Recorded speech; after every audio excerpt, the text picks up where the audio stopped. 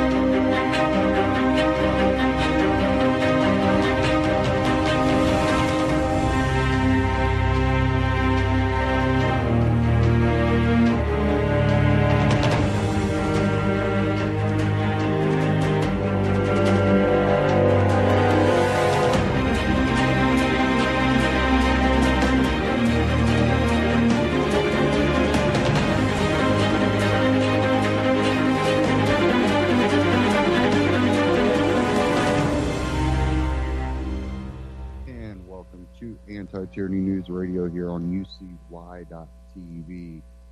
Thank you for joining me this evening.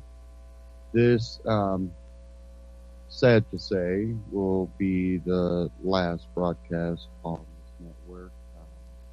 This network will be shutting down, and we will find alternative ways to bring this broadcast to you, and I'm currently trying to work on getting a network started.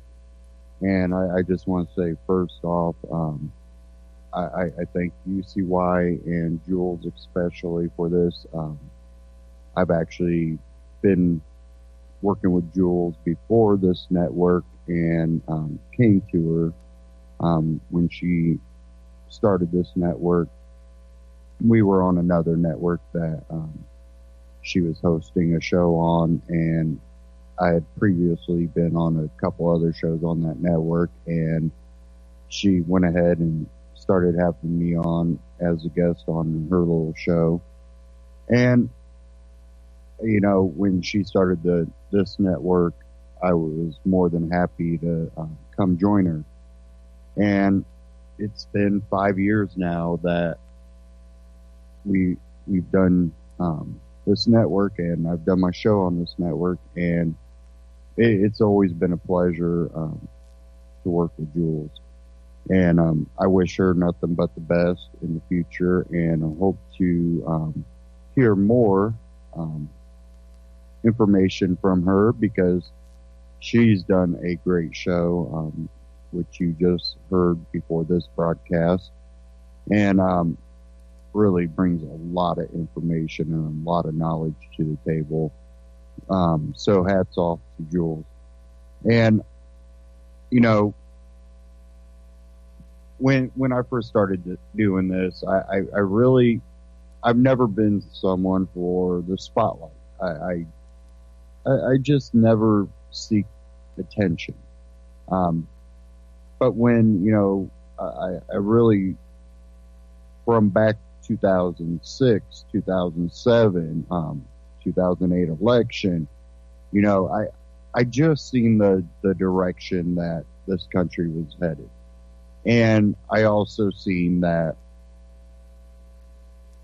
a lot of knowledge, a lot of philosophy was being lost. And you really see it nowadays. And it shows like this, networks like UCY, that have basically kept away the book burning, the modern day book burning.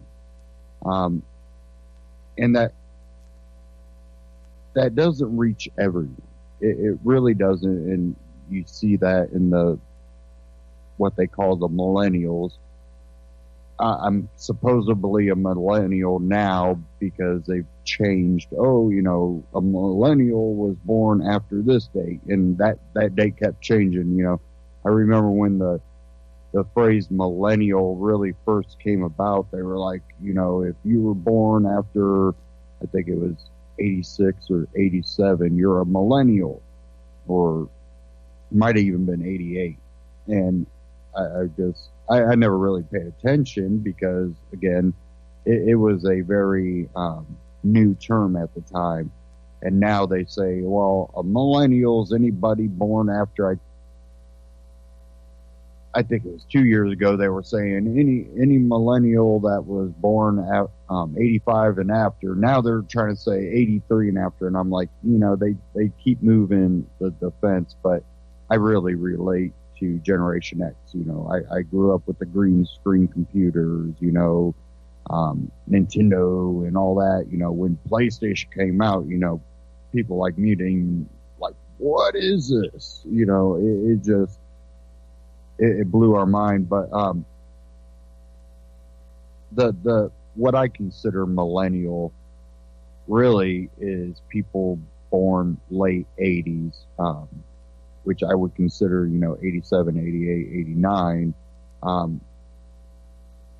because they really didn't start understanding or comprehending anything until, the really the 90s, the late 90s, where, time the 90s hit and everything. I was born in the mid 80s, and right at the beginning of 85, and literally right at the beginning of 85 I was born. And most of my friends are born, a lot of them are actually in their late 40s right now. And but a lot of my friends that even when I grew up when I was a kid, they were born 82, 83, 84.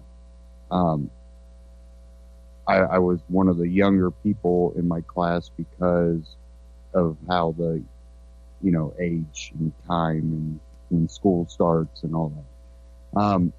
So really, I grew up with Generation X. I didn't grow up with the millennials.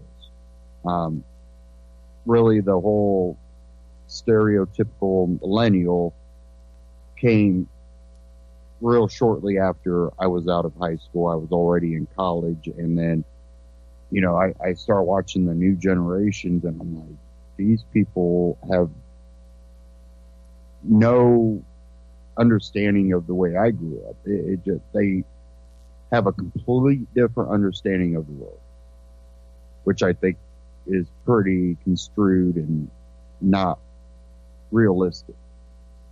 And so I look at it, and I think the new generation is really been miseducated, which, even when I was in school, there was a lot of miseducation going on there, but it wasn't to the extreme that the stereotypical millennial would, fall under, where I was at least taught the Constitution, how the Constitution was written. The millennials weren't. Shortly after I think maybe 2 years after I was out of high school, I seen the new history books that all the kids were starting to be taught in, and they didn't teach the Constitution the way they taught the Constitution to my generation and older generation. I always go, yeah, I was the last of the Generation X. I was the, one of my friends, he always calls it the American Pie generation, the last of that generation. And the generations after us, it just amazed me that, like, you look at their history book, and it would say something like the Second Amendment is to protect militias or people in the militia from having their firearms taken away. It would be construed that way, and I'm like, let me see your English book, because evidently maybe your history teacher or the person that wrote this book never took the English because there's abbreviation or not commas and stuff in there that really define what it is, and they don't even put the words that are in the Bill of Rights or the Constitution in the history books anymore. They put a summary that is incorrect into a history book and teach you that's what it is. So, it really amazed me, and I think networks like this, shows like this, are the only thing that's keeping that BS really at bay. Otherwise, we wouldn't have any true education in this country, in this world.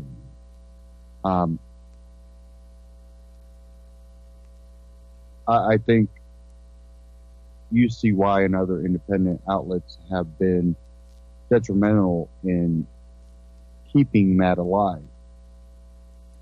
So, really, my hat's off to this network, to all the hosts on this network, and all the listeners, because it's really you guys that have kept us going, not monetary, oh, you funded it. No, your passion for the truth, your passion for true history has really inspired people on here to keep going, and really hats off to everyone. I'm going to start off the first hour just covering a little bit here, but the last hour I'm going to take you back 5 years to one of the early broadcasts I did, and it was an interview I did. We'll get to that in the last hour. But first off, I kind of want to start off with this Ron Paul Liberty Report. And it really kind of dives into how political correctness, and it kind of relates to the whole Roseanne thing and all that too. Basically how it's really trampling on the First Amendment, because like I said last broadcast, it's ABC, it's their company, it's Disney. They can make the choice to do what they want. All my point is calling out the hypocrisy, saying they're not, some moral standard, because they're hypocrites. They Roseanne made one bad tweet that can be construed as racist, even though I don't think she was saying it in a racist context. It was just a remark she was making that, yes, it can be construed as racist because of the terminology she used. But at the same time, you have other people on your network that have said and done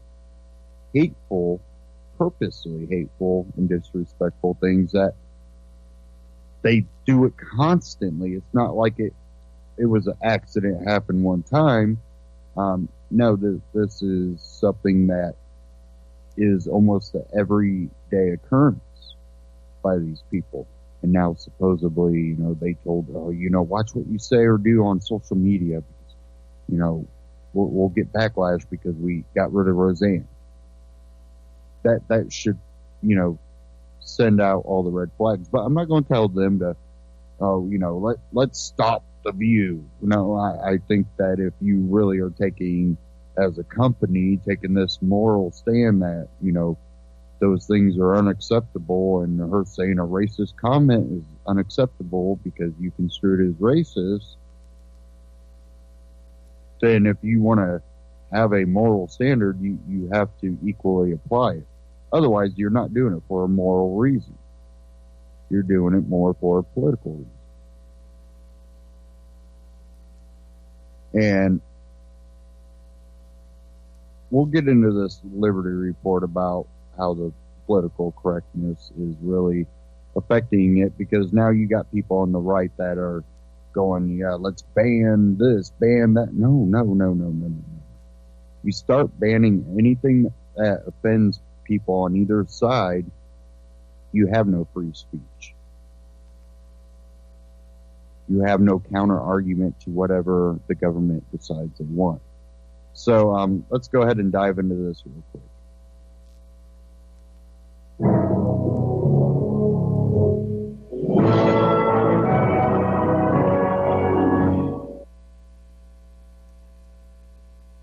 Hello, everybody, and thank you for tuning into the Liberty Report. With me today is Chris Rossini, the co-host. Chris, welcome to the program. Good morning, Dr. Paul. Good. Chris, I want to visit with you today, and we want to talk about political correctness and what's going on, and freedom of speech, and the First Amendment, because there's a lot of noise out there and a lot of talk, and I think there's a bit of confusion, too. And that, of course, is dealing with the First Amendment, which is a pretty important amendment. There was a time, at the origination of the country that we didn't need anything like the Bill of Rights, because everything was supposed to be left to the states, and don't even emphasize this in detail. Anyway, they wrote the Bill of Rights, and of course, the first phrase in the First Amendment is the Congress shall write no laws. And I think that's pretty good. And then they go on and start listing them, and we're so far removed from Congress shall write no laws on this subject that the political correctness and the speech police and all that we can do or can't do is so out of control that a lot of people don't know what's going on. But the political correctness is something else, because they've sort of taken over the legal forces. But the original intent of the First Amendment was to protect several specific rights: freedom of religion, freedom of the press, freedom of speech, and also the whole idea of petitioning the government. And these were to be protected, but all of them could be defended by property rights. Whether it's the press, or whether it's the religion, or whether it's whatever we do, we have to use property. And if you had absolute right of your own property, it could be guided that way. But we're a long way off from that. I think the 14th Amendment helped to change that, because when this was written, they really intended not to be a federal police, even if there were infractions. And to define this was supposed to be worked out by the states. But that's been a long time gone. But now it's overkill, because it's morphed into dictating speech, hate and hate crimes. And they're arbitrary and subjective. So we have a bit of a mess in understanding this First Amendment. I'm sure you've thought about this whole issue of the First Amendment and how important it is. Yes, and Congress shall make no law. That's pretty, it's very understandable to me. No laws. However, as you said, we're very far from that, and I'm going to compliment what you said about property. We have freedom of speech, which is basically freedom of thought, but it also is tied to where you can have freedom of speech. You can't just barge into someone's house, start yelling political slogans, and then claim freedom of speech. You have freedom of speech on your own property, say whatever you want, or if you go to another property owner and he allows you to say whatever you want, that's where your freedom of speech comes in. And you're free to criticize government. That was part of the Bill of Rights. That's actually the whole purpose, so that you don't have a tyranny. But today, we have people going into supermarkets and laying down in supermarkets, protesting the NRA. This is a total violation of property rights, and maybe someday somebody will barge in our house with their political slogans. But let's hope it never gets that far. And then it's morphed over into this idea that your rights are being offended. If you're offended that somebody abused your right, nobody's allowed to be offended, and so they have to regulate speech, and they do this all the time. I've often been critical of the issue of hate crimes. And, of course, crimes are horrible and people should be punished, and hate is a factor, but hate happens to be subjective. And I often wondered why, if you're convicted of a crime and they say, well, he hated this person and therefore we have to give him a greater penalty, doesn't that mean if there was something that you couldn't call a hate crime, the person was not punished as much. So if they both committed the same crime, why would you have a group of people not getting the same amount of punishment instead of saying, oh, he's a hateful person, so we're going to punish him for 20 years instead of 10 years? So it didn't make any sense because they've introduced the notion of subjectivity and that they're going to regulate speech. And that has led to a real mess for it. But, you know, I think what people fail to realize that in a free society, you do have a right to criticize. And you mentioned that, Chris, our government, we have a right to speak out. But you also have a right to be rude to people. What? You can be rude to people? Yes, you do. And that person that's being, rude to has a right to, just forget it and get rid of this guy. Stay away from him if they're going to be rude. But this whole idea that government's going to come in and teach people to be polite and courteous, I think that's a fallacy. They're trying to build character and virtue by saying if we have enough of these PC regulations that we're going to make everybody virtuous. And to do that, they have to destroy liberty. But for most part, sometimes that's just an excuse to promote their agenda, and saying, well, you can't say this and this because that's not nice, and therefore they want to regulate it, but they're really out promoting their agenda. And that too often is what that we're dealing with and the problems that we have. Yeah, and they're trying to make something that is subjective objective, meaning they're trying to define what is offensive and what is not. And we're seeing it almost every day in the press. Somebody says something, they're bound to offend someone else, and now they're forced to apologize, which is why the title of our show is Who's Apologizing Today?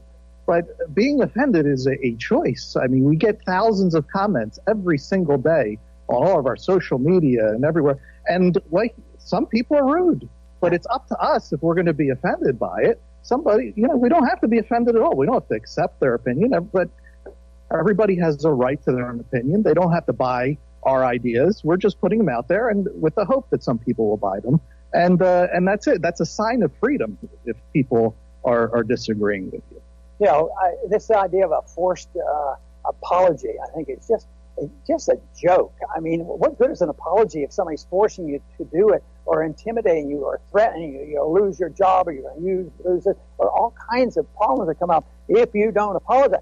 And the other irony is let's say 100 years ago, some people were mistreated by the government. Now, the official thing is that the current generation has to apologize. Go on their knees. It's almost like a confession, and apologize for it. You can condemn it and criticize it and do this sort of thing, but the official apology is what they're looking for. And I think they see this as a confession that they've won the fight. But it's on both sides. Everybody has to apologize. Apologize for that. The only apology that's worth anything is the one that comes instantaneously, spontaneously, and it's very sincere. For instance, like if you bump into the person, you say you're sorry and you make amends. But this whole idea that if it involves politics, oh, I'm sorry I said that, I'm sorry I did this, I think it's political correctness gone wild, and yet it happens every single day. It's happening right now because if the media supports one side over the other one and they get caught at it, then they'll say, well, you better apologize. It's back and forth on these apologies. And even if you do apologize, what if you're not sincere? What good is it? Other than supporting the authoritarians. I made him apologize. I won. And they go on to the next thing that they're going to accuse somebody else. So I don't think these apologies mean very much. Yeah, and this goes back to, we've mentioned it several times in the show, it's called cultural Marxism. There's some people out there, and it goes back decades, that really want to see freedom abolished. And what they wanted to do is divide and conquer, separate people into this group, that group. You're a member of all these groups, you may not even know it. And then you foment discord between the groups. So everybody's divided and arguing, and then guess who swoops in with their authoritarian laws? The government. And that's how you get conquered, by divide and conquer. Put people into groups, have them fight with one another, and then come in and regulate their lives away.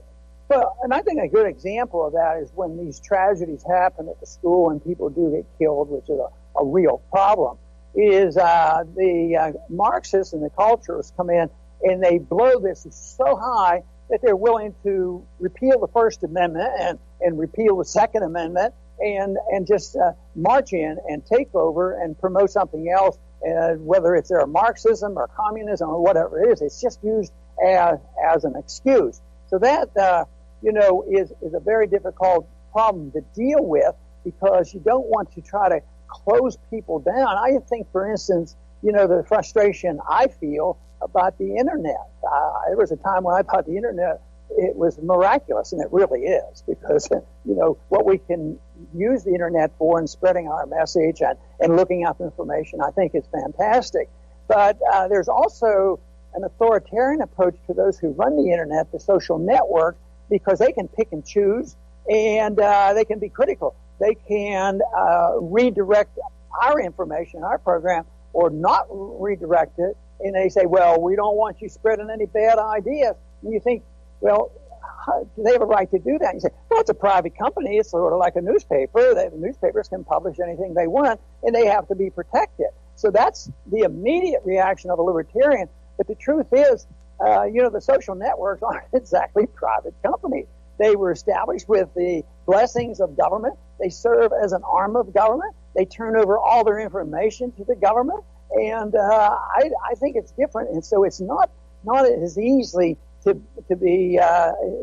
have the problem solved. All we can do is try to compete with them, because in some ways, if you have your own website, you don't want people posting on that website that totally and completely contradicts and it's vulgar and all these things. So we do edit that. So there is the right of property to edit it. But what my concern is, as soon as the government gets involved, then it's representing the government, and it's not as easy to sort all this out.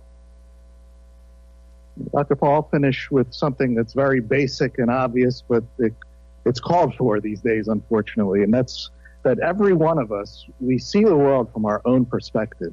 There's nobody else like myself out in this world, even though there's 7 billion people that can see through my eyes, make my own opinions and value judgments. So, and that's all 7 billion of us live that way.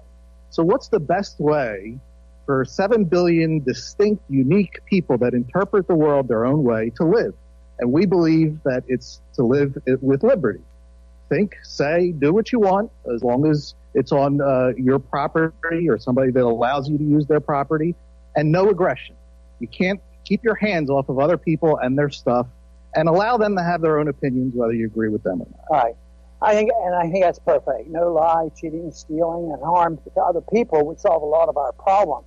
But I think one of the understandings that we have to deal with this problem is that when you have a big government getting bigger and bigger and more intrusive, the only concern they have is keeping their power. They lose their ability to really solve the problems, and we're approaching that because, our middle class is getting wiped out, and there's a financial hurricane standing out there. So when you're critical of the economic system and the people who are making all the money and control the economic power, they don't want to hear the truth about the Federal Reserve. Same way with foreign policy. If you say the foreign policy has nothing to do with defending our country or protecting our freedoms or our constitution, they don't want to hear it.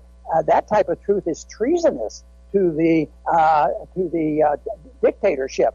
And in the empire, they do not want to hear that, so they turn it into a lie, and those people get into trouble. I wanted to use one or two examples, if I could, about how this works out, because we've heard a lot about Kaepernick. The football player who wouldn't kneel, and he was demonstrating. And if you believe him, and there's no reason for me not to believe him, he was complaining about something we on the station complain about, and that's police brutality and the mistreatment of minorities, especially with the arrest of the drug war. So we know exactly what he's talking about, but is he on the right side of that issue by taking it on and demonstrating on somebody else's time and on somebody else's property and causing this? And I say he doesn't. He can do it on his own time. The one thing about football that I have a complaint about is they're subsidized by the government. They get their stadiums built by the taxpayers, people who never go and watch the football games, and they have the military paying these companies a lot of money to demonstrate and provide the militarism to pump up our foreign policy. That's what I find very intrusive into our freedom. But I don't think the individual has the right on somebody else's time to demonstrate on their property. That doesn't hit any violation of the First Amendment rights of that individual. If that individual is given permission to do that and there's no penalty, what you've done is taken away the property rights of the person that he works for and whatever the contract is. This most recent example of people bringing up the First Amendment, doesn't Roseanne Barr have a right to say whatever she wants? Yeah, she does. Well, isn't she being overly punished? Not really, because she has contracts, and there's probably something in a contract that if you get out of hand and really destroy the image of the individuals doing this, usually there's a reason given that you can get out of these contracts that's in their best interest. So it's a legal thing, but it has nothing to do with the First Amendment rights. If she's just talking about the benefits of free markets over communism, and she's doing this at an outside setting, and it's a controversial economic issue, she should have a right to do that and all. But this certainly wasn't a challenge to her First Amendment right. The big thing is it's been held, and you still hear the politicization of it, and that is who's going to apologize and how's it going to be handled. Will liberals be handled the same way as the conservatives are handled? It goes back and forth on this, and this is the whole point. But it hardly has anything to do with the First Amendment. I think if people stick with the First Amendment, with the issue of property rights, you can sort most of these things out. I think the basic problem that we have had for so long is that we have depended on the government for economic matters, medical care, and school. We believe that we have to take care of the whole world, and then when we come up with an attack on our culture, and you have the culture of Marxism that stir the pot and want to undermine and cause chaos so people are more willing to sacrifice their liberty, that becomes a problem. And to me, the problem is they're playing on this whole idea of virtue. Well, people aren't being nice. They're saying mean things, and they're slandering people. They're doing things that they shouldn't be doing, and we have to walk them in and compensate for their impoliteness and them talking and saying hateful things. So they invite the government in. I think there's a problem there, but I think that if there's a problem with people being rude and ignorant, it's a individual problem, and it's not a government problem. If we ever turn the problem and the challenge of excellence and virtue to the government, believe me, when they get involved, they'll work hard at it. And every single thing they do will be a threat to liberty. This is what invites theocracies, because there's different theocrats will come in for different beliefs. And I say, well, we know we have all the answers on social opinions and spiritual life and all, and we will dictate it. That is the worst kind of a system, because the government takes over and they admit it. 100%, we're going to control this whole thing about what you should do to be virtuous and how you can work for perfection and become a more productive citizen. The government shouldn't do this. The government should be there in a very limited fashion, and that is to protect our liberties so that nobody does aggress against individuals that are doing things. They say, well, wouldn't this be totally chaos? Wouldn't people be doing anything they want? Sure, they would be. But believe me, if you're a businessman, you better do the right thing or you won't be in business long. And if it's a social thing, there's going to be a penalty to be paid. But if you go over the bounds of limits of lying, cheating, stealing, and hurting people, that's a different story. They don't have license to do that. So I still, even under these confusing and complex issues going on today about the right of free speech and hate crime, I think that the answers are still the same. Live in a free society, limit the size and scope of government, get the government out of our lives, get the government out of the responsibility that they're to educate all our children. Just think of that and what they do, and look at the mess that we have now. Just think of the monopoly on the monetary system and look at the mess that we have now. Think of all the things that they've taken over. Think of when the worse the medical care system gets, the more government we get. Hopefully we've taken a step backward on that, but It is dependency on government that causes the problem. And so far, up until now, all they're asking for is more government. Sort of like a monetary system. You have economic problems coming from too much spending and too much inflation and too much government regulation. So what do? They come in, they spend more money and print more money and run up more debt instead of coming up with the right answer. So liberty is the answer, whether it's a social problem, an economic problem, or the disastrous effects of our foreign policy that's going on today. So the answers are there. Our traditions have taught it to us. But right now we've drifted a long way because we have been accused that truth is treasonous, whether we talk about our foreign policy or describe exactly what's happening in our system today. So all we need to do is get enough people to look toward liberty, and we will find our answers. I want to thank everybody for tuning in today to the Liberty Report. Please come back soon.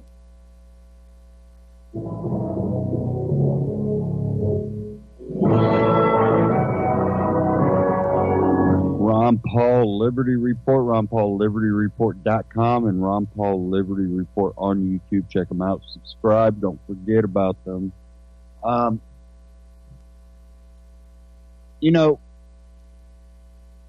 Again, I've already basically kind of described this, freedom of speech, and property rights, it's ABC's company. They should have the right.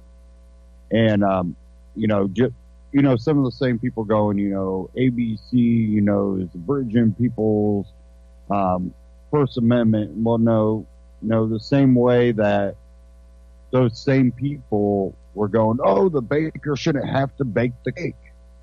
Well, the baker should have to bake the cake, but ABC shouldn't be able to fire Roseanne because they don't like what she said. My only deal with it is how they try to take a moral, make it into a moral stance. They don't, they're hypocrites. Now, I'm not saying, government should step in. Hell no. But they're hypocrites. They're not being a moral, compass of any sort. Again, Roseanne said stuff I don't like. I'm not trying to shut her up. But at the same time, these companies are being hypocrites and political. They are silencing the right. And, I feel the same way about, Facebook and Twitter and stuff, but the problem I have with those groups is they've turned it into more of a utility board.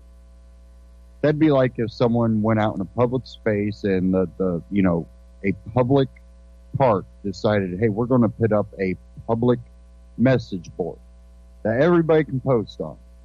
But then they go through and rip down anything that the right puts up, won't allow it. Well, hold on, now you've created a public place, but then silence opinions you don't agree with. That's the part I have trouble with, these social media outlets. And I would say, well, they're companies, we need to start something different, which I do say that all the time. And I really don't ever go, shut down Facebook or shut down Twitter. I don't go that far. But what I do think is, well, as long as companies like Google or Facebook or Twitter or any of these companies decide to take a political stance on one side and silence the other on their platforms, they should get $0 in subsidies. And really, he pointed out the NFL. I believe that the NFL should not get any type of governmental funding. They shouldn't get subsidies from local governments to build these stadiums. I don't watch sports. The only type of, so-called sports I watch, which most people don't even consider them sports, is, shooting competitions, hunting shows, fishing. That's really the only type of sports stuff I get into. There's a few other ones where it's more beyond just playing a game. It's more of endurance or skill in a sense that, can you run a football? No, I'm not going to, watch that. I don't want to watch two teams battle each other. It's not really that. I don't even like watching fishing to see what team wins. It's really not about that for me. I think it's more, I try to learn from it, we're using this bait. This is how we, get the bait through the water. That's more, I really don't get into the competition of a team against a team.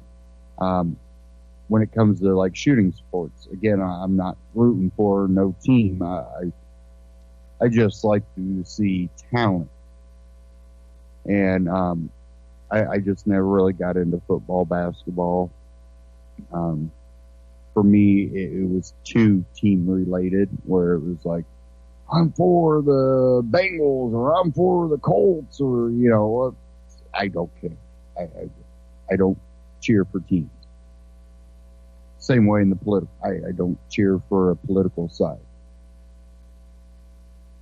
I cheer for what ideology. Is it freedom? Does it relate to freedom? No, then I don't care. I don't care who you are, left, right. If you're going to really fight for freedom, I'll back you up until you stop.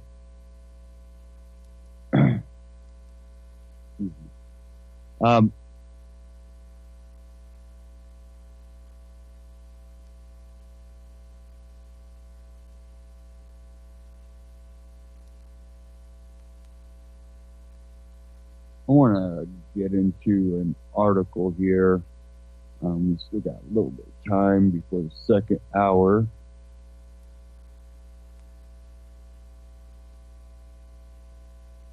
And this one really hit me. Thisoutareason.com, because I've been an advocate for medical marijuana, stuff like that, which I'm glad that Trump signed the right to try. But I still don't think it goes far enough, because it really, you have to be terminally ill to be able to try something different. No. I think that it's your body, and no matter if you're terminal or you have some type of disease, or, you're just sick. I don't think that a hospital, local government or federal government or pharmaceutical companies have a right to dictate to you what you can do and what you can't do. Thisoutareason.com really hit me hard, because I've seen the research, and definitely there's a lot of research, not on really marijuana itself, but CBD and other compounds within cannabis, whether it be hemp or marijuana. The evidence is really out there, and it's ignored. In this story, out of reason, Georgia kidnapped this boy because his parents used marijuana to stop the seizure.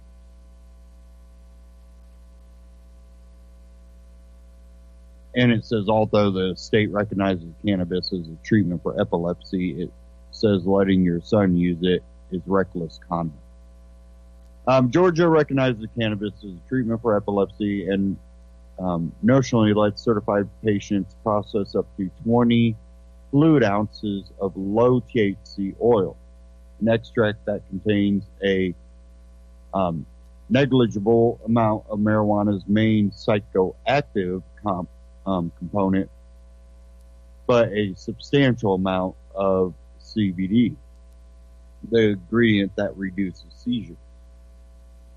That privilege is mainly theoretical, however, since there is no legal way to produce or obtain cannabis extract in Georgia.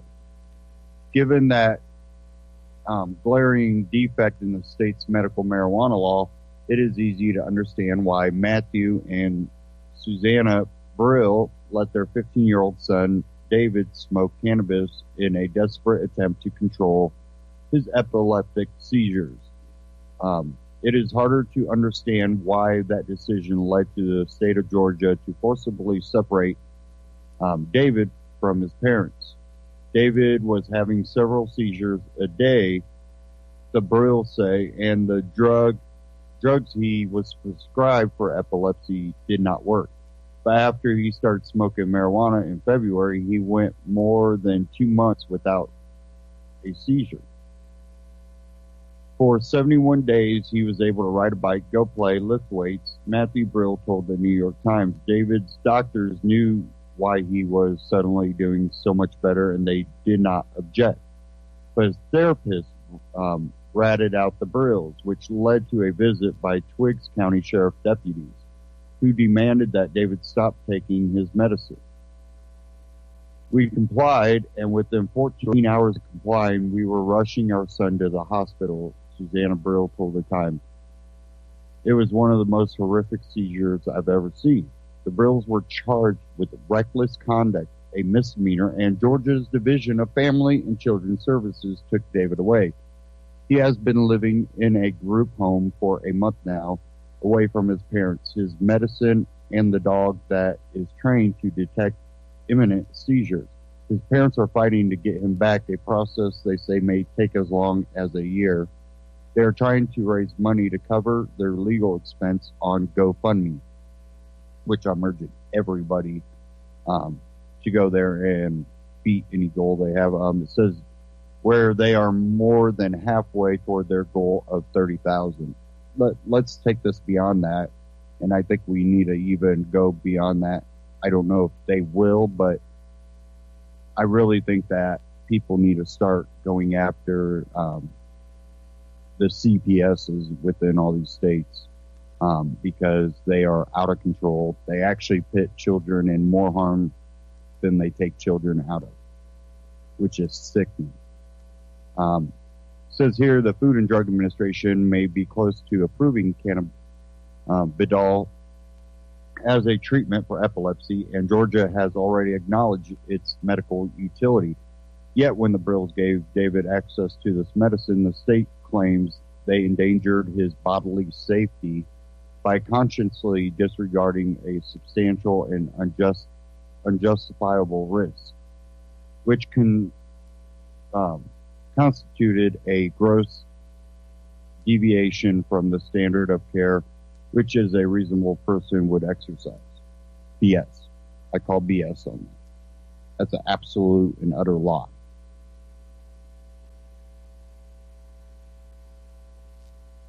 At a press conference today, Twiggs County Sheriff Darren Mitchum defended his department's handling of the case.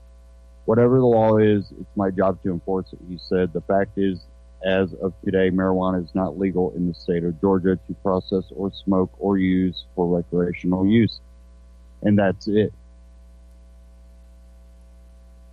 Well, he wasn't using it for recreational. He wasn't doing it for fun. He was doing it because it was a medicine for him. Mitchum added that he could have charged the Brills with cruelty to children, a felony, but that's not what we are doing. Instead, he said, we are trying to, on one hand, understand their position if what they are saying is true, while at the very least still doing our job like we were supposed to do. Actually, you're a sheriff.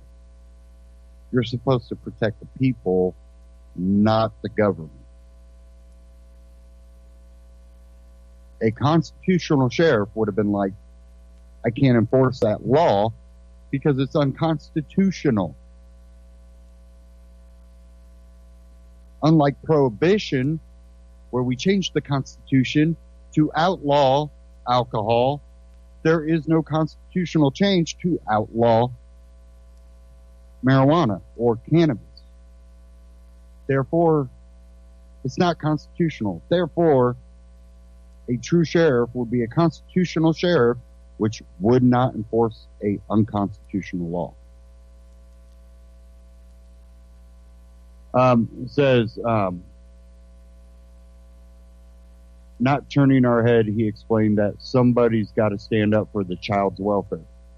That was the parents. You actually took the child's welfare and put his welfare in danger.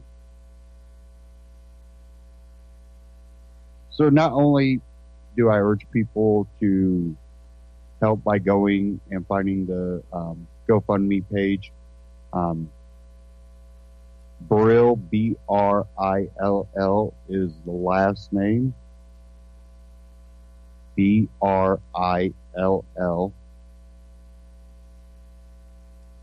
Please try to,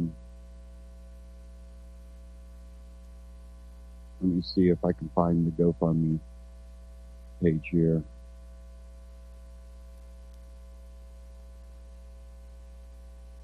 Which right now they are at 28,924. They actually have a goal of 50,000, not 30,000. Let me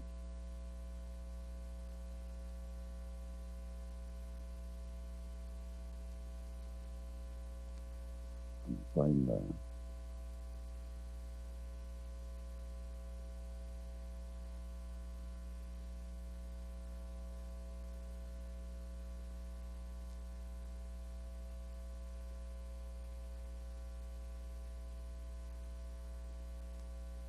Trying to find what it's. Can't really give you the whole address here, but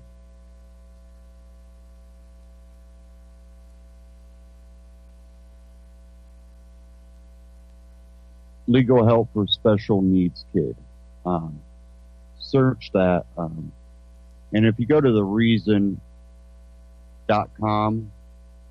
and click the little highlighted where it says raise money in the sentence at the on the paragraph, they are trying to raise money to cover their legal expense on GoFundMe. Click that little raise me, it'll take you right to it.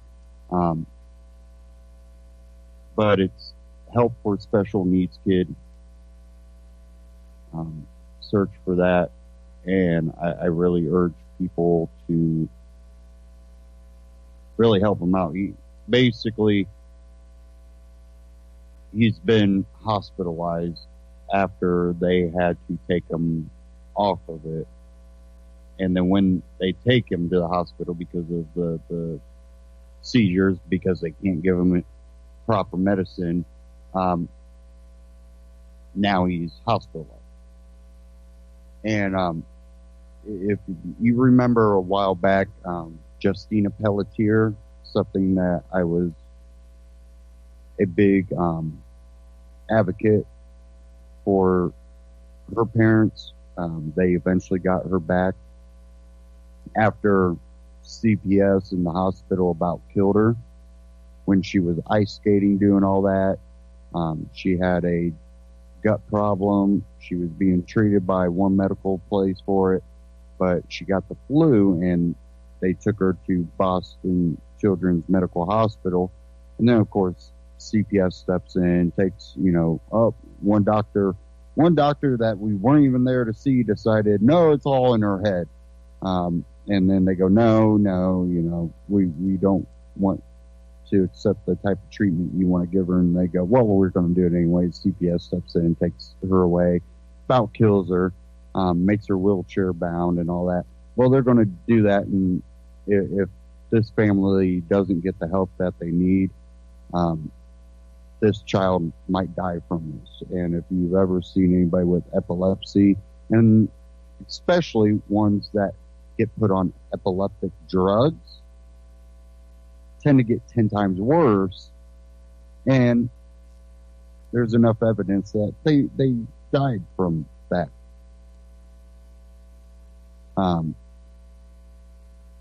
I really hope that everybody that can really goes out and helps this family out. And being my last broadcast, I'm not going to be able to try to keep you updated and bring you up to date on this. So I'm hoping just go to GoFundMe and search for help for a special needs kid. And the family is the Brills, Brill. And hopefully this gets situated. And again, they're seeking 50,000. I would like to see that go up to 100,000. Otherwise, I truly believe this kid's life is in danger being under the state's hand. Shoot, just look at history. There hasn't been a point in history that kids under state control have been better off. People are like, what are you talking about? There's a lot of kids that, they've been adopted. Yeah, after they were adopted, they might be better off. But under state control, they are never better off. So again, go there, try to help them out. It's really a sad thing, and that's something I wanted to bring up. And there is just too much evidence out there, and there was a documentary, A Life of Its Own, that really got into CBD oil and all that. And I urge people to go watch that if you even, want to know a little bit about what research is out there and what prospects that has. So again, go check it out. Go reason.com, read that article. Georgia kidnapped this boy because his parents used marijuana to stop the seizures. I'm going to get ready to play this clip. This is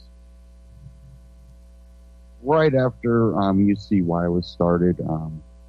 One of my first broadcasts 5 years ago. Not my first, but, it was definitely right there early on. And again, thank you to Jules. Thank you to UCY. Thank you to all the other hosts on this network and what you brought to the table. And, not everybody do I always agree with, but this is freedom of speech, and that's what I support. And again, hats off to everyone, the hosts, Jules, the network, and the listeners out there. It's really been you that have kept us going. If you go to my Facebook page, Anti-Tyranny News, follow me there, and when I get something going here, I will update you. Any hosts that want to, join me on that venture, message me through that page, and I will get back to you. And again, thank you everybody for all the support you have given us. And I'll see you somewhere else. We'll be back, and this isn't the end of anything. This is just new starts and new beginnings, and I'm gonna do everything I can. Stay in touch with Jules, and we'll come up with something. So thank you to everybody, and we'll get into this. This is 5 years ago, Anti-Tyranny News Radio. Christina Tobin from Free and Equal interviewing. So let's go ahead and dive into it. And today I am joined by Christina Tobin from freeequal.org. Welcome to the show, Christina. Well, thank you so much for having me. Now, let's start out with getting into some of the history, how you got into politics and what led you to founding Free and Equal. Sure. Free and Equal Elections, we're truly a nonprofit, big grassroots movement and uniting leaders across the spectrum, not only to break the stranglehold of the two-party system, aka the political status quo, but also to reform the electoral system throughout the United States. And my roots in electoral reform go back since I was, 18 years of age, back in 98. I'm 31 now, And 98, my father ran for governor in Illinois as a libertarian, and he was wrongfully knocked off the ballot. And I firsthand saw, well, in Chicago, how flawed the electoral system was. A good candidate like my dad that people wanted to vote for, and gosh, he had more than enough signatures. I learned at that time third parties and independents had to get 5 times more signatures in Illinois, 25,000 signatures versus the Democrats and Republicans. Wow, that's unconstitutional. And even when my dad got over 60,000 signatures, the state board still wrongfully knocked him off the ballot. And Dad sued them and spent, I think, over $1 million in trying to get back on the ballot. But unfortunately, when you're up against a flawed judicial system and board of elections, he was unable to do so. So that was the beginning. And, from then on, I have been really involved in getting candidates on the ballot. 4 years later, my dad ran as lieutenant governor. I got him on the ballot, and then independent by the name of Ralph Nader gave me a call in 2004 to help get him on the ballot in Illinois. In 2006, I successfully got the Green Party of Illinois on the ballot, which historically has never been done. And in 2008, I was national ballot access coordinator for Ralph Nader and successfully getting him on the ballot in 45 states plus D.C. nationwide. So, it's really at the heart of what I am and what I stand for. The roots are there, and suddenly we have these debates evolving from free and equal. I can elaborate on more about that and Larry King last year, and it's just truly this is my destiny, and I have such a limited time here on earth, and I'm going to spend the rest of my life fighting to make the world a better place, starting with America first. And that's the thing, is being able to give everybody a voice and not having a controlled voice.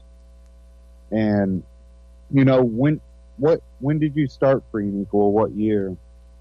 It started back in 2008 when I finished up my job getting Ralph Nader on the ballot. They wanted me to work on his Get Out the Vote campaign. I was like, I'm for getting more voices and more choices on the ballot. That's our slogan with Free and Equal. And so instead of helping him with Get Out the Vote, because I don't really believe in all of Ralph Nader's views, but I believe that he should be on the ballot, Free and Equal hosted its first debate, a presidential debate in 2008 in Washington, D.C. at the Mayflower Hotel. And it aired on C-SPAN 2 nationwide. Historically, it was the first time any alternative debate had ever been aired on nationwide television. And that was the beginning of Free and Equal. And since then, I've been working other part-time, full-time jobs for 2, 3, 4 years. And it wasn't until about last September that I went really full-time into Free and Equal elections. So 2008 was really the start of it, and we've done a lot of great events since then, and always worked part-time for Free and Equal, and now I will be working full-time for it for the rest of my life. It's a dream come true, and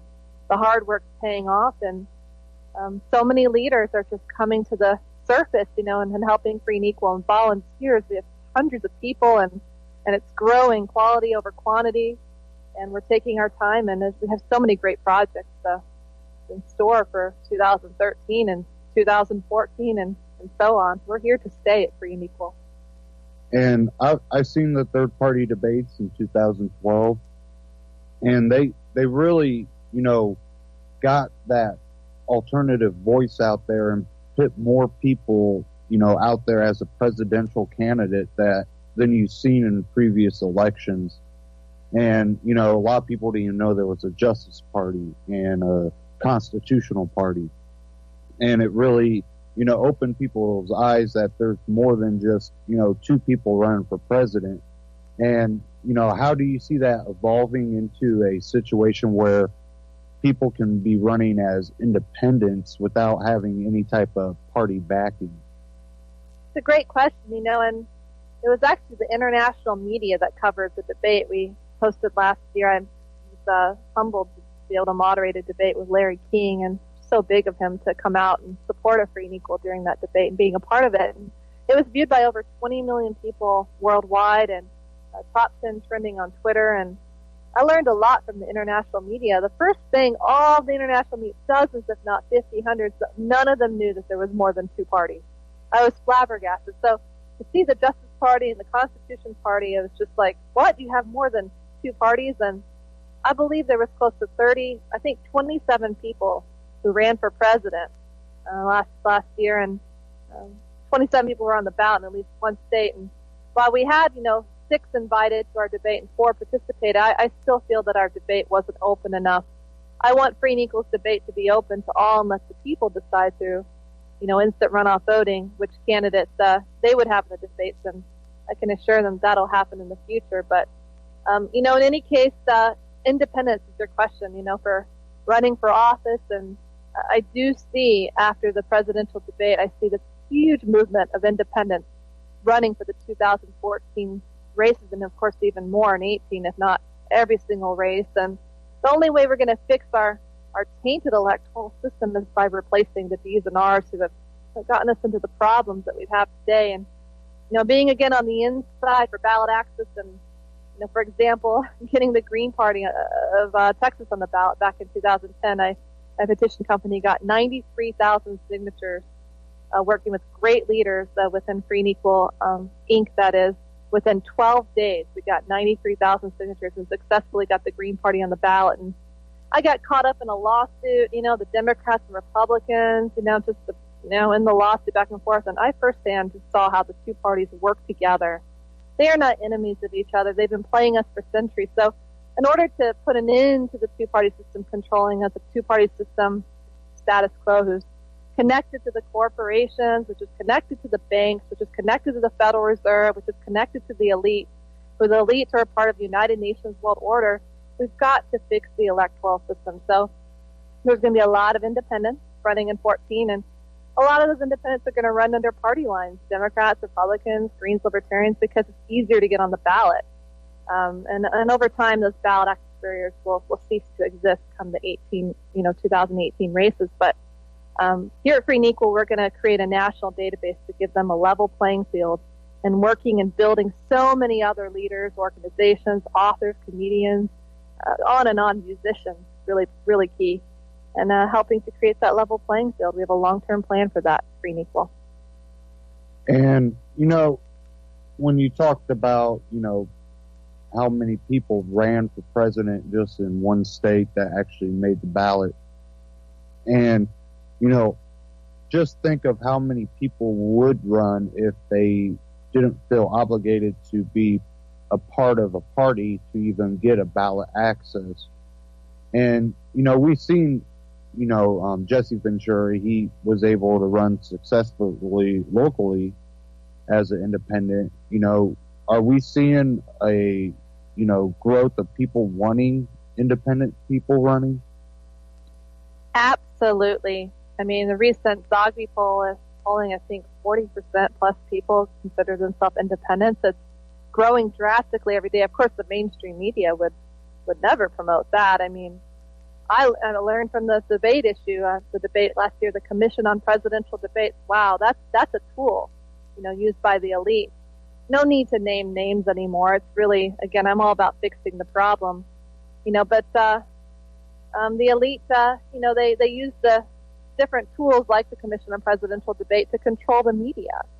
The mainstream media, $50, $60 million is pumped into the commission, and in return, what do? They reach out to ABC, NBC, CBS, CNN, whoever, and they ask them to sponsor, and they place all the ads, and again, the commission's used as a tool to provoke war. The big money makes money off of those sort of things, and off of people dying. It's not good. And so, people are recognizing that there's a huge independent surge, and I go back to the origins of the Constitution. That's where I picked up the name Free and Equal. You can check us out at freeandequal.org. That's the website, freeandequal.org. And it's, all elections shall be free and equal, Article 1, Section 3 of the state constitution. And, the Constitution doesn't even mention parties. In fact, our forefather, Madison, said parties are evil, though they themselves became part of the problem. But, here at Free and Equal, with the power of social networking, media, technology, I'm quite confident, or extremely confident, it's the only way, it has to be the way. What's going to happen is independents are going to take back our government, and government will be cut back, and integrity will come to the surface, and we'll have an efficient government, or whatever evolves beyond that, but at least in that direction. It's what our forefathers wanted. So, our national database is going to bring about integrity not only in the electoral process and the people in office, but maybe even later on, doctors, lawyers. There's going to be no end to what we're doing. It's a long-term, lifelong plan. And for many more generations after me, I am all about handing on the baton. But I'm only handing off the baton, that is, but I'm only 31, so I got time a bit on my side. So it's gonna go quick. And I really see Free and Equal really growing. It looks like we're having audio problems. I'm going to drop the network for a second and connect it back. So give me a second. When we see the electoral process really just completely gumped up with rules and regulations, it took us a long time to get to this point, but I think I've been seeing a faster reversal of the power grab on the electoral process. But we've seen that through a lot of, social media outpouring about, the third party debates in 2012 and people talking about, alternative presidential candidates. But we also seen it at local levels. Mm-hmm. And what kind of work is Free and Equal doing at the local levels to try to address the electoral process there? Oh, great question. That national database is not only going to have state leaders, but local leaders, and it's going to integrate into helping candidates free and equally get elected for office and to peer candidates with integrity. And those local leaders are going to host local debates, and they're going to address voter fraud, and they're going to address that maybe the proportional representation is something that I hear from a lot of leaders with integrity in our industry is a great thing for independent candidates. I'll be learning more about that in the upcoming months from the experts. I'm no expert on it yet, but I hope to be and really informed on it in the near future, and seems like a great thing. So this May is a really big deal. In Little Rock, Arkansas, we're going to have about there's a dozen already state leaders on the ground there, from Occupy Little Rock to Tea Parties to Young Americans for Liberty and so on, and former Green Party congressional candidates to independents, all uniting on the ground. They're the movers and shakers to hold a Free and Equal United We Stand festival this May. And I'm expecting speakers like Jesse Ventura and Dennis Kucinich and some great bands, of course, Golden State. They did the song Bombs, the Ron Paul one, a huge Liberty band, and they're connected to, Smashing Pumpkins and, and so on. Great Liberty music and musicians that have really taken a stand, against the government. We've seen that a lot, and maybe not the mainstream media, maybe a little bit, but really grassroots media. And I know Luke Radowski, he's done a pretty good job of, getting where he's able to get to these people and get them to speak more about, speaking out about the government and the crooked politicians. And, it's coming from the grassroots. It's not the mainstream media. Yeah, we're expecting We Are Change to be a co-sponsor part of it, to, Fair Vote, to Gun Owners of America, to, all these different, Occupy Wall Street, the Tea Parties, you name it, even Republican counties, county organizations, the Young Americans for Liberty, Green Party. I mean, we are really that movement that everybody's waiting for. It's like, there's got to be something that's going to save us. And I've been seeing this, it's kind of like a blessing and curse into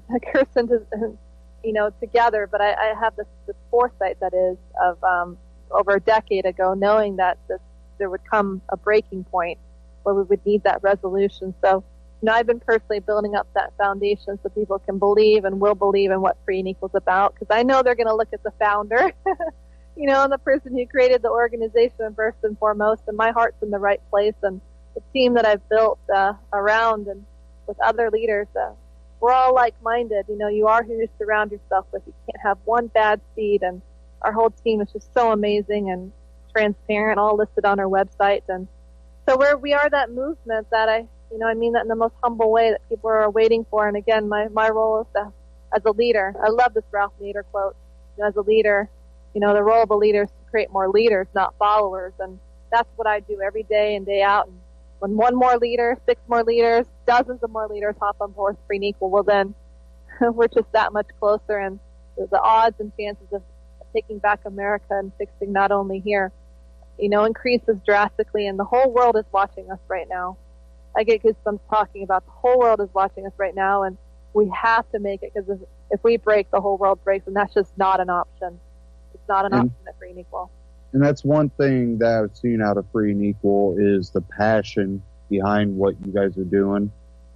And just trying to get you on the show, and the communications between me and Kate, and it was all respectful and humble, and it was prompt. You guys are doing things right, and you are actually reaching out to people, and you are you have open arms for people to come and be a part of it. I think it's always important. We are where we are today because of, for example, you having me on your show today and your listeners and them spreading the word. That Larry King debate, we of course, the mainstream media for the most part shut us out in America, but as soon as all the grassroots groups started, spreading the buzz about the debate, and we locked down Larry King, the international press just jumped on, Al Jazeera and RT America, and of course, finally C-SPAN, only one in the U.S. Link TV is awesome. They did cover us. I really like them. Good media there. But, it just was, thanks to the grassroots interviews. And so, no matter where we are, where I am today, or, gosh, who knows where I may be a year or two from now, I'm ready for anything. My role is to for people to lean on me so I can build great people as well. But I'll never forget the little guys. The little guys have become bigger guys. I mean, it's those guys that have gotten us where we are today. So thank you so much for having me on your show, and for all your listeners, just check us out at freeandequal.org and, research. I have a Wikipedia page, which is kind of surreal to look at. So I never thought I'd have a Wikipedia page years ago, but, so it just shows my whole history there and what I'm all about, and, so get to know us better, and I definitely, this is just my destiny. This is what I'm meant to do, and I love it. I'm so happy. There are days it's like, wow, this is really a lot, but, did you see the outpouring after the 2012 debates, really, or did you see it before? What do you mean? Which part? When you had the debates, did you see an increase of people really becoming aware of free and equal? Oh, wow. It changed us. It was really our breaking point, the breaking point into free and equal being taken seriously at a whole different level. And so, I mean, a breaking point. It was just that my life's changed a lot since then, and the amount of volunteers that we have. I mean, we have 9, 12, 15 people on our website that are working for us daily, and I think half of them are paid, if that, but now we have dozens of people who just want to volunteer, and boy, it's just like, you got to have a few people to hold down the fort, but the amount of volunteers is such quality, the great leaders in the grassroots community that just want to give. It's because of them and, being on shows like yours that I'm where I am today, and I'll never forget that, and that's where Free and Equal is, and Free and Equal will never forget that, and so it's it's been a great change, and again, 20 million people watched that debate. That says a lot. And of course, the mainstream media didn't cover it because they're controlled, by the big money, as I mentioned earlier in the interview, and the Commission on Presidential Debates. So, yes, one of many plans we have in 2016. Well, of course, prior to that, as I told you, in May we have the Little Rock event. We have in the fall, we're going to have a 10-stop bus tour throughout the country to all the universities, and that's a cool thing we're going to have going on. But in 16, our Free and Equal Network, I anticipate we're going to put the Commission on Presidential Debates out of business. Just like alternative currency that's being introduced in 37 states, I think inevitably it's going to put the Federal Reserve, which is a private commission, out of business. I mean, so, that's my positive way of looking at it. There's no need to be so negative towards the commission, or, well, to a certain extent, or, it's one of those things, it's where... Just fix it. Yeah, it's one of those things where they've shown inability to make a free and equal, election process. So therefore, someone that believes in free and equal election process has to come in. What was the end of that? I did not hear you. The electoral process, to really extinguish the way it's ran right now, because it's really just tearing a hole in America's fabric where we've been divided and conquered by a two-party system. I couldn't agree with you more. And, Free and Equal, when we do that tour in the fall, 10 stop, maybe even more university tour, I'm meeting with really well-known Hollywood producers of movies that are mainstream that are interested in what we're doing, in LA next week. And, and the designers we have coming on board Free and Equal are, designers behind really great Liberty, the top that want to be a part of Free and Equal. And, just bringing all this greatness together, that tour in the fall, we anticipate each stop is going to focus on a topic that's important to the people, whether it's the Patriot Act, SOPA, NDAA, drones, war, drugs, drug war, you name it. Of course, electoral reform or electoral issues will be probably our final stop of the 10 or so. But we're going to bring together a panel of experts. Imagine, on the Patriot Act, imagine an amazing media correspondent that's independent, maybe Ben Swan, and, bring in a musician, Lupe Fiasco's come out against Obama, whoever's passionate on what topic, just a range of political scientists, mixed in with musician, comedian, bringing it together a fun panel to educate people about the topic. And that's going to evolve into our huge 2014 conference, which we'll announce, of course, later on. But we're here to educate, to inform, to wake up, intellectual conversation, and most importantly, to inspire people to run for office. I think the polls say that 18 to 28-year-olds are going to come out in full force in 2014. Do not underestimate the youth. The power of social networking technology. I mean, the fact that the Larry King debate changed the national dialogue. That's what I was told. I could not, when I got off stage, we're top 10 trending on Twitter. I mean, I had tears in my eyes. This is just a dream come true. And so, it's everything I've imagined, the foresight of everything that I expected to come true is coming true. And I've been prepared for it for a decade, and I'm ready to take it on to help make this world a better place, whatever it takes, within reason. And so it's my destiny to do this the rest of my life every day. And, I think you're doing even more than just changing the electoral process. I think you're really freeing people's minds to look at the impossibles actually being possible. And looking past, what we're told is possible and saying that, we can achieve more and we can, grow our minds and grow our social interactions to be able to peacefully interact with each other without using force and violence. What you just said gives me goosebumps, because that's everything that I, Free and Equal, the whole team stands for, is that, the system is gearing up. They're preparing. They want us to get angry. They want us to fight. They put all the money into the massive police state. And as I hear more stories about from grassroots media, police and all, they're kind of not really believing in the government either. And we can't fall, and we won't fall into that trap. We're too smart for that. History repeating itself. Creating this powerful, peaceful, positive movement is the key to breaking through the two-party system that's purposely been dividing us. Having unity, not divisiveness. Spirituality. It's a very spiritual movement. But this great synergy, it's uncanny. And so, it's you said exactly what it is. That is the answer into us transitioning towards fixing things. We don't have time to point fingers anymore. We know the problems. We know where they come from, but we can't really pin it on one person, whether it's Rothschild or Rockefeller or Morgan. Those are names now.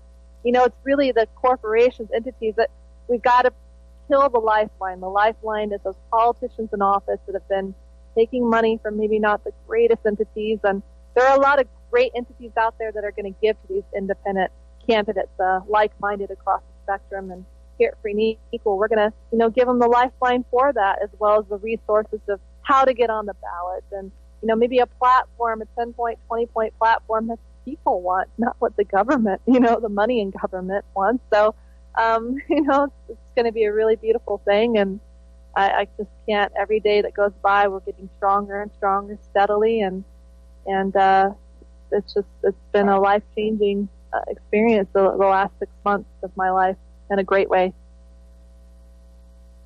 And, that's the thing, is the more we see people standing up and demanding a better election process, their voice is actually being heard, because we're not seeing that in the government we have right now.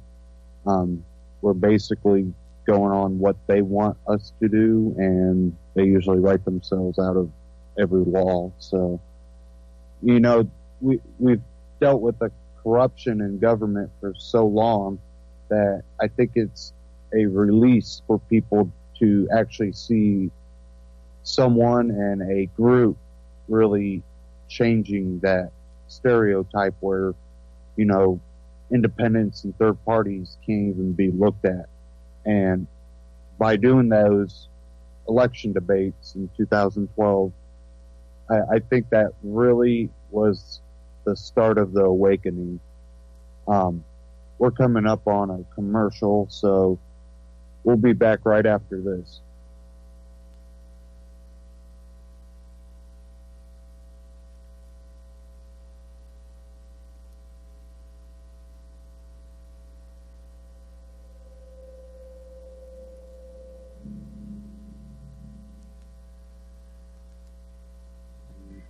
UCY.TV is an up-and-coming investigative media platform designed to give you a voice on the platform of your choice. Video, live radio, podcast, just to name a few. To learn more on what UCY can offer and how you can be a part of UCY.TV, simply email us at contact.ucytv@gmail.com. That's contact.ucytv@gmail.com. Tired of the mainstream propaganda? So are we. UCY.TV.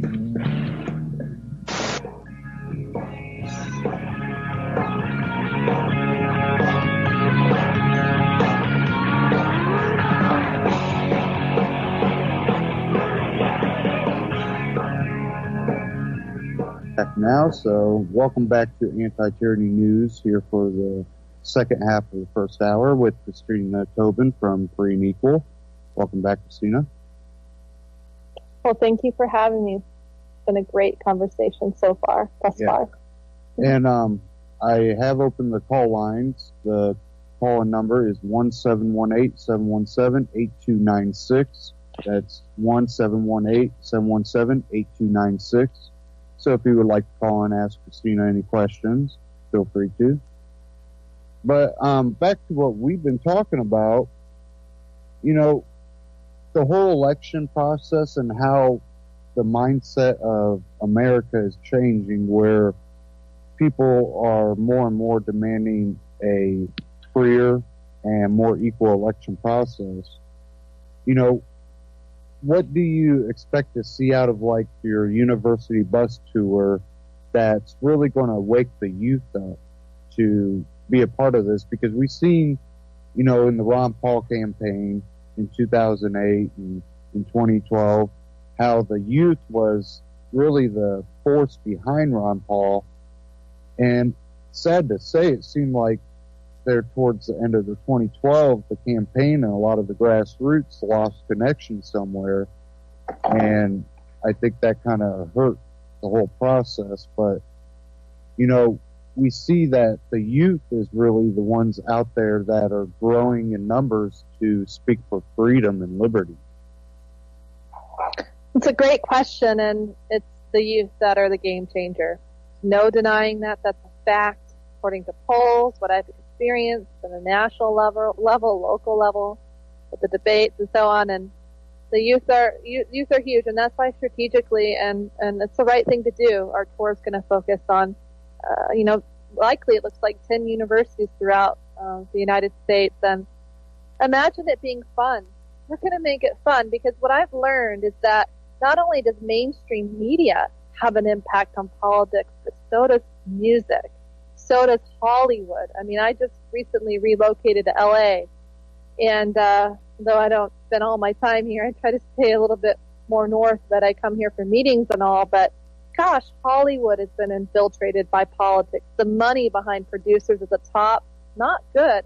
Music, again, when you click on the radio, there's 4, 8 of the same songs. No messaging, no good messaging in music. That's got to be broken too. So here at Free and Equal, in order to break the stranglehold of the two-party system, electoral, and reform the electoral system, we have to work with all these entities, from comedians to musicians to Hollywood and movies and producers. I'll be meeting one in Hollywood next week. That's a good one that works with mainstream movies, huge ones. I can't even believe it. But, so it's just, we're here to make it fun. And imagine bringing in Billy Corgan of Smashing Pumpkins. He was recently on the Alex Jones show, I think not too recent, but talking about the need to have a movement, a peaceful, powerful movement. And, lots of amazing musicians from the past, the present, the current that are going to be a part of this tour in the fall. So music, really is the key. I've learned, and in doing that, we're going to bring in great, well-known speakers of, again, celebrities, the musicians, the comedians. We're going to make it fun. I think our MC is actually going to be a comedian herself, a couple of them, funny and light, but also, support, that are knowledgeable about the topic and informative. So that's just kind of the extent of it. Will it be picked up by a network? Likely. Will it be picked up by the Free and Equal Network? Probably. There's been talks of it turning into a TV series. I don't know. But one quote I live by Dr. Ron Paul, I love this quote. If ever you can bring about revolutionary changes, two things would be required. Young people would have to be involved, and you would need music. Dr. Ron Paul. So I live by that every day, and we look forward to holding great events in fall. I mean, Free and Equal, we've been endorsed by Dr. Ron Paul, Ralph Nader, and many, many others. So we are really that grassroots movement everybody's been waiting for. And another thing I've seen out of the Ron Paul campaign was through the music, through like Amy Allen coming out with the Ron Paul theme song, and Jordan Page out there. I've also seen that explosion in the alternative music out there that's actually putting out a message. And people like Lupe Fiasco, he's going to be leaving Atlantic Records because people are actually craving something that stimulates their brain, that makes them really think about issues. And go ahead. No, Lupe Fiasco, kudos to him. He will be open arms invited to be a part of our movement because he is the real deal. He is really smart from both personally gets what's going on in the world, but professionally as well. Music and messaging is what the people want to hear, and he gets it, and he's true to his words, and I adore him for really seeing things so early on and taking the lead. And there's many other musicians, yes, like Jordan Page. He's actually done a song for Free and Equal. Pendulum, it's really cool. You can check it on our site too. And Golden State, they're going to be a big part. They were recently, ironically, got through the back door on American Idol, featured on there about a week or two ago. Golden State with songs they have. They've done the song Bombs, the Ron Paul one. So we're going to be working with all those different musicians, from mainstream, well-known like Lupe, to maybe only more so well-known like Jordan Page, and at all the different levels, because we're going to create, unbelievably, an outlet for music as well. We'll be selling music on our website in the future, I anticipate, or having it available. I'm not even sure at this point, but it will be there with liberty-minded musicians. And that's a great thing to do, because the more that people can spread it, and even just you pull up next to someone and you got a song on that really catches their ear, but it's also putting knowledge out, that's a way to really get people to stop and think about something and go, I kind of want to hear more of that song just to see what he's talking about. And it really can be a message spreader through music, and I've been seeing that more and more. And I hope to see it in all genres. The music industry has been so infiltrated, and the messages that they put out are there is no good. You might hear a little bit of good in one song, but the whole album, that overshadows that one good message they might put out. But you see people like Lupe and Jordan, they're putting out music that's consistent. And I think more people are getting interested in things like that. And you even see it in the documentary. So, I hope you guys do make a documentary, do your university bus tour and any of your events and put it into a documentary, because that'd be a great way through the social media nowadays to spread a message. Yeah, it's music has become infiltrated, but I can guarantee you that is going to change. And imagine a portal of a place, and you can't believe it's going to be freeandequal.org, of having all that information spoon-fed to you, where people can click on and listen to Lupe Fiasco or Golden State or Smashing Pumpkins or Michael Franti or Soja, all these, just the list goes on and on. Ziggy Marley, if you want to go more well-known, that great messaging in music. I've been listening to his music recently. I'm having fun. I listen to Liberty music while I work. So it's really, really cool, and you're so right. The messaging and music is really going to be the key, the bridge to waking up the youth at the speed that we need them to be woken up, because this is a race. And we've got to move faster than the government, and people are waking up. But here in Pinico, we're going to expedite that at a level. It's just the government will not see it coming, or will see it coming. And I feel that even in government at the state and local levels, Democrats and Republicans, I think a lot of them are going to become a part of this movement, because they're sick and tired of their own party. It's been co-opted at the federal level, by the elite. I know this in speaking with the Democratic and Republican chair of California and the head of out in Arizona, that they themselves feel completely disconnected from the party at the federal level. So the power's got to shift back to the state levels, local levels, and it's going to be not parties long term. It's going to be independents, individuals. That's what I see.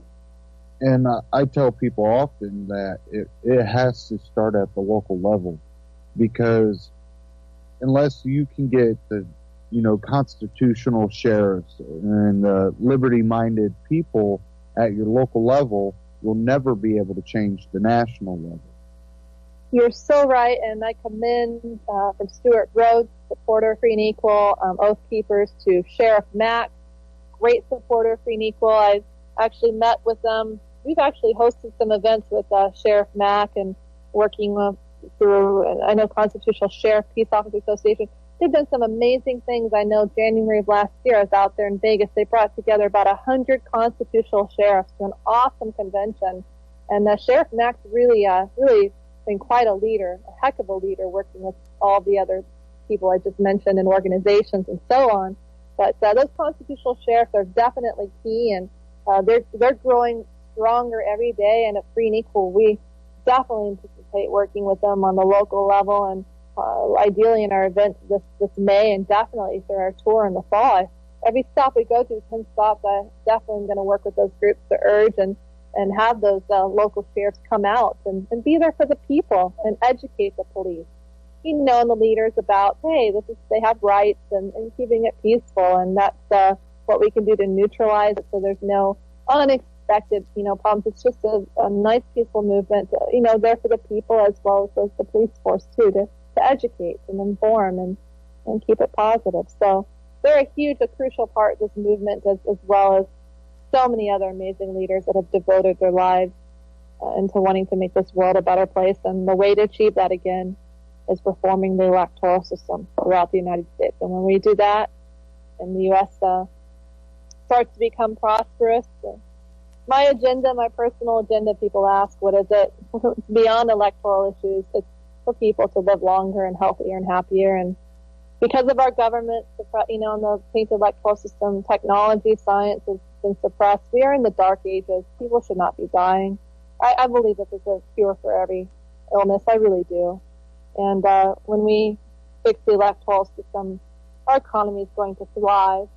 And when it thrives, all these issues that were divisive on are just going to become non-existent. It's a two-party system they create. And when we unite, it's just going to make sense. It's all going to come together. And again, the synergy, spiritual connection throughout the U.S. and the world is people just want to live longer and live happy lives. We're here in such a limited time, and let's just make it great every moment we have here.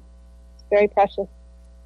And, you know, through your experience throughout the nation, you know, what states do you think have the freer election process, more liberty-minded states, and what are the worst?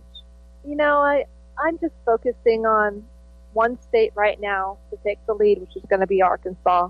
I would have, Little Rock, Arkansas, of all 50 states, that I would have never thought this last November till this awesome guy by the name of Mark Daniels gave me a call and said, would you keynote an in the Federal Reserve rally? Right after the Larry King debate happened, and my instinct said I need to be there. This guy is just a great leader. And boy, I was right, because I got on the ground. All the local media showed up. Leaders from across the spectrum helped put this on. And now it's even bigger, and they're all leaders for freeandequal.org. So come May, I'm anticipating some great legislation from probably one of the best, if not the perfect, hopefully, ballot access bill, and getting rid of ballot access barriers in Arkansas, to campaign finance reform. You know, people, again, behind the Tea Parties, Occupy Wall Street, the true grassroots leaders, you know, not the co-opted movement, the D's and R's, you know, shame on that. But, you know, the grassroots movement's been sitting there waiting for something real, the fix to come along. And so I anticipate Arkansas is going to possibly be taking the lead soon. I mean, as far as ballot access, Colorado and Louisiana take the cake. You know, it's $500 filing fee to get on the ballot. But as far as overall, it's hard for me to answer that, because I think there's so many flaws within every state because of our electoral system. So it's hard to say which one's the best. I like things to be perfect for the people, and I don't think we're there yet in any state. So yeah, I've always kind of looked at Illinois as being kind of one of the most, you know, crooked setup systems out there. And I live in Indiana, and it's not really much better, but just the tyrannical type, you know, power grab I see in Illinois, it just seems pretty extreme to me. So that's what I would think. I agree. It's the home of Obama. I know from the electoral standpoint, he never had a challenger run against him, because guess what? The judicial system, the state board of elections, they all ruled his challengers off the ballot. So he won every race because he didn't have to run against anybody. It was obviously it's been planted there from day one for a reason, and that reason hasn't served the people, you know, for the right in the right way, as well as Bush too. That's a whole nother, you know, Bush, Obama, same difference to a certain extent, but so.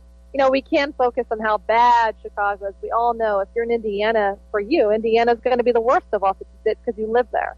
You know, for somebody in Virginia, it's going to be the worst because they live there. So, you know, I like to focus on the fix it. But yeah, I would say Chicago. I mean, I come from Chicago. That's really the hub of Free and Equal. Chicago, we're a virtual office company, but our address is in Chicago. And, you know, if we're going to drive a stake through the hardest system, Chicago and Washington, D.C., those two, yeah. They're at the top. New York, too. Yeah. I wouldn't be living in Chicago, New York, or D.C. right now. No thanks. Scary place. It's really becoming a police state where, you know, you have no chance of protecting yourself. And Chatter brought up it's Chicago, not Illinois. And he lives in Illinois. So it really is Chicago, because you see a lot of red in Illinois, but Chicago is completely blue, and it's ruled with iron fist. And, you know, if you want to be able to protect yourself and feel safe, it's almost like you want to get out of that area. But at the same time, that's a lot of people's home. That's where they grew up. Therefore, they need people to be able to stand up for them. They do, and there's going to be a lot of people not only standing up for them, but, you know, we're all leaders, I feel, to a certain extent, and whether it's a small role of, you know, being a part of the election process and making sure when votes are tallied there's no election fraud, to a bigger role like being a state leader or running for office, or, you know, so just we all can. There's a little bit of leader in all of us, and you know, the system, the educational system, is definitely flawed, and sometimes, or arguably rightfully so, has trained our kids maybe to not have as much leadership quality in them that they're capable of. And here at Free and Equal, we're ready to counter that, and we're going to offer educational resources to that they can trust on and be informed about our true history that unfortunately isn't shared in a lot of universities. But that's a whole nother tangent. But there are a lot more leaders. Most importantly, there's far more good people in the world than there are not, and all those good people are going to follow great leaders and maybe eventually become, most of them, leaders themselves. That's the goal. And the bringing up education, the one major flaw I see in education is not even just the education itself, is the indoctrination that you aren't allowed to question. You're not allowed to bring up contradictions to what you're being told. And I think that is the major issue with our public school system, is not allowing people to free think. I couldn't agree with you more. And, having a personal experience where I have a level of expertise, I'm putting on debates, gubernatorial debates. I've moderated at least 4 or 5 gubernatorial debates. California, I think we had 4 candidates across the spectrum participate. In Illinois, 6, I think.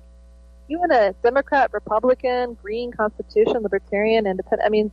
Really, really cool gubernatorial. But I'll tell you what, I had a difficult time. Chicago State University is a prime example where the student groups, by law, when they organize and sponsor a debate on the ground, the facility is to be available for that student group. And the president of Chicago State came in and shut it down. Unethical. I promise you, one day, if I'm in a position to fire him, I will, or make sure he's fired. He does not stand for the students, and what he did was so horrible. He just, so there's a lot of dirtiness, in these state universities, and I'm sure it goes way deeper than that, and I'll be learning more about that in the future from experts in that field. But, definitely the educational system is flawed as well, but there are a lot of great teachers out there, and I think there's a lot of teachers that want to be greater, but they're held back, by whether it's administration not letting them do the job that they want to do, and or cutbacks, and those teachers who are tenured get to stay while the really good independent teachers or new ones that are fresh have to go. There's just a lot of flaws there that have to be fixed. And again, I think there are a lot of great, probably way more greater teachers out there than not, but under the current educational system, they can't be utilized to their fullest capacity, nor can the really good ones even maybe stand a chance of getting elected, hired at those universities. I don't know. So, but I always like to give the benefit of the doubt. And even when we look at grade school, teachers that know what they're teaching is not true, aren't able to teach the reality of any type of subject, because, they have to stick by the book and go by what the book says, because their testing is by the book. So you see a real limitation on the teachers being able to actually teach. Yeah, it's like our politicians that, pass bills without actually reading the bill, and it's kind of like teachers who, give tests for their children to pass without actually knowing all of the history and, putting the right kind of questions and educational tools in front of our children. So, or teenagers or whatnot, college students, all ages. So, there's a lot of consistency, and you can compare politics and everything, whether it's educational, the political system itself, to Hollywood, to music, politics. I've tried to think what in life doesn't involve politics. I haven't really come up with an answer. Let me know if you can, or any of your listeners. But in any case, there can be good in politics, and that's what we're here to do at Free and Equal, is to bring integrity within the system, and everything else will fall into place. All the problems we have with the educational system, when integrity is brought to the surface, those problems will minimize and inevitably become minimal, next to none. And, hunger and people dying and health, those are all going to become minimal, next to none, under a prosperous, thriving United States of America and world, for that matter. So And That's hope, and I foresee that happening. and where would you see the role of government when we get to that point? Well, back to the origins of the Constitution, speaking to constitutionalists like Michael Badnarik and a friend of ours, he's actually, give him a call, he's a great guy. He says to get back to the origins of the Constitution, government needs to be cut back by up to 80%. My role is to bring the power back to the people, to the local levels, and let them decide, having, first and forehand, we have to at least get people first step in office that represent them, that are truly independent, like-minded, not controlled by bad money, to represent and unite and bring the power back to the people, the local levels. Over time, a lot of people argue beyond the Constitution, why should there be people in charge of other people? I'm not there yet. I'm 31. I right at this stage of the game, my role is at least to, reform the electoral system and get it back to the origins of the Constitution. The Constitution says cutting back government 80%. And when you bring integrity to the surface, government will run efficiently and effectively like it once did. But it definitely is going to be on my agenda during my lifespan to ensure, before I die, that there's no way possible for it to go back into the direction that it is today, ever, historically again. So I'm not sure what the answer is for that yet, but someday it'll fall right into my lap. And, I look at myself as a voluntarist, libertarian person, but also a constitutionalist. And I do see that point where we don't need someone to govern over us. But I think to get to that point, you have to start at the constitutional stage, because you have to get people where they're responsible for themselves and as a community can take care of themselves without having to rely on that centralized government. And that will evolve people's thinking and their social interacting to get to that point where we could say that government no longer is needed.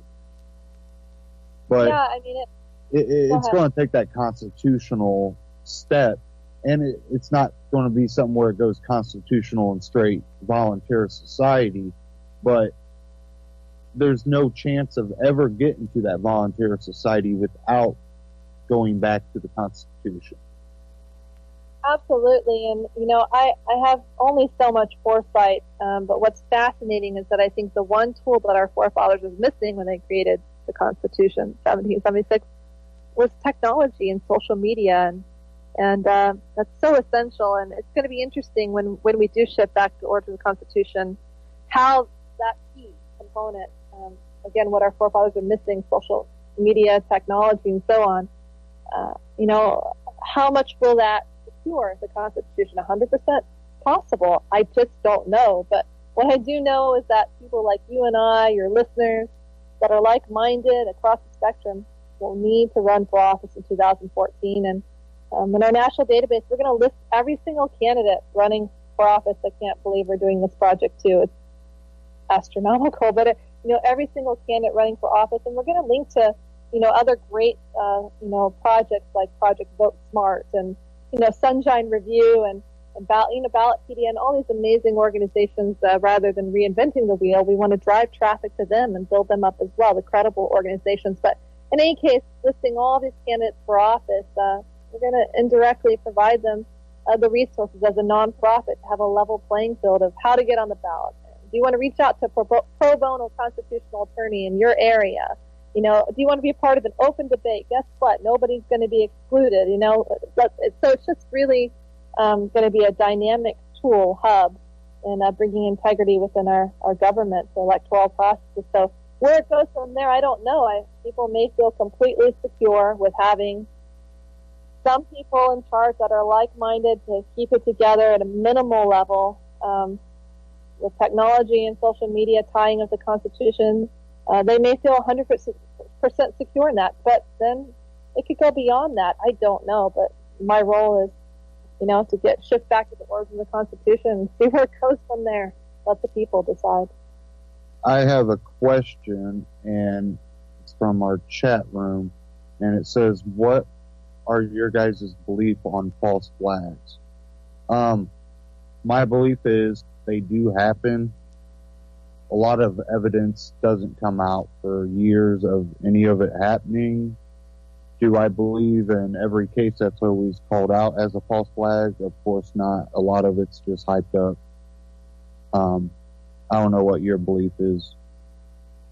Well, it's a good question. False flag, naval warfare, with the use of a flag, other than looking at it on Wikipedia right now, so I don't answer it wrong.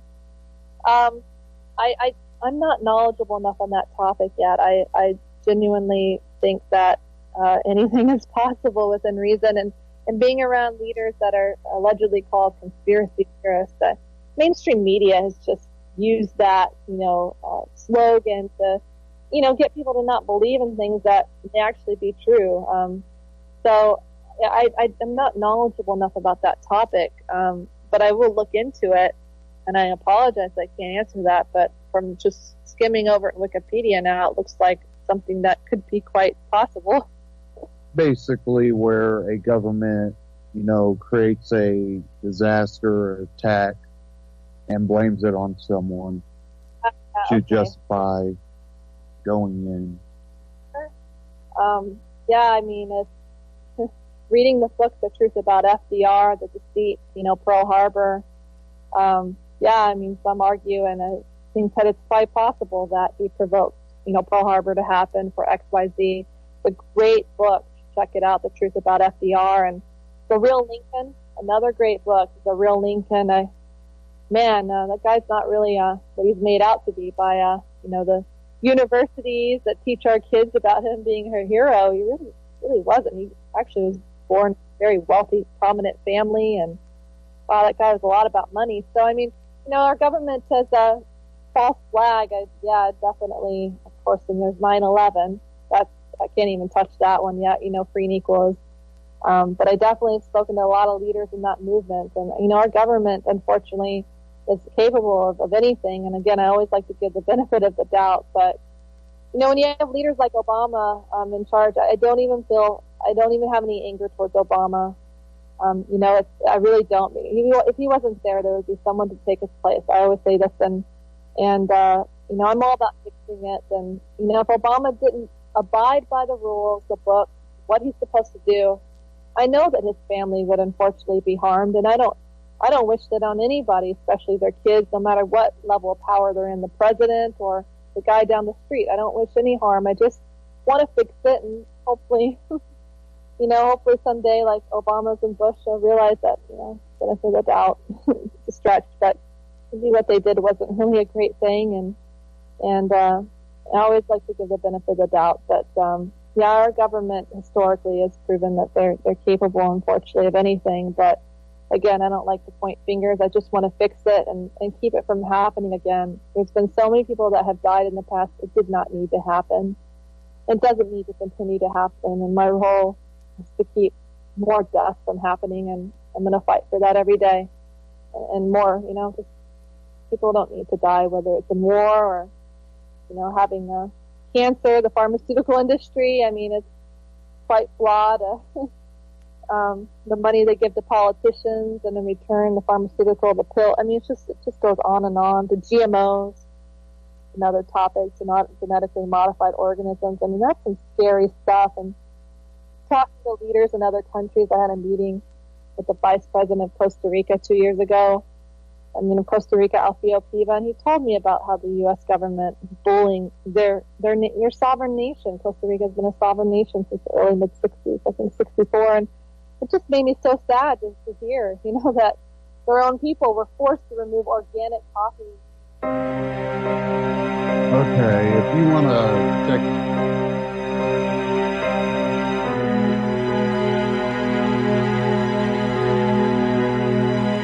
That's on YouTube.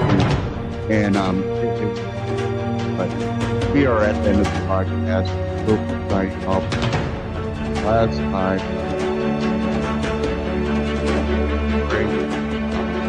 start the show, but there are other things that.